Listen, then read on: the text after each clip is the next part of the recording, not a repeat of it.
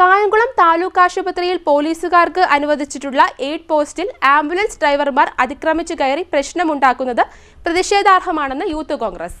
ഈ വിഷയത്തിൽ ആശുപത്രി സൂപ്രണ്ടും മറ്റ് അധികൃതരും ആംബുലൻസ് ഡ്രൈവർമാരുടെ പക്ഷത്താണെന്നും ആരോപിച്ചു.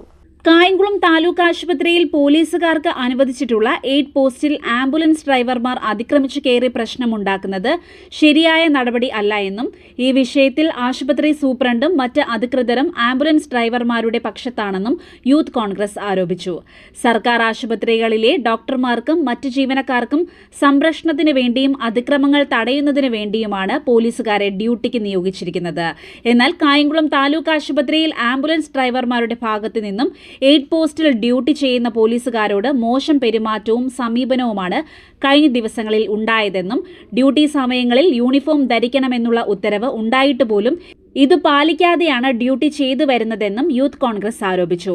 ഈ വിഷയത്തിൽ കൃത്യമായി അന്വേഷണം നടത്തി നടപടിയെടുക്കണമെന്നും ആവശ്യപ്പെട്ടു. CD net news, Kayamkulam.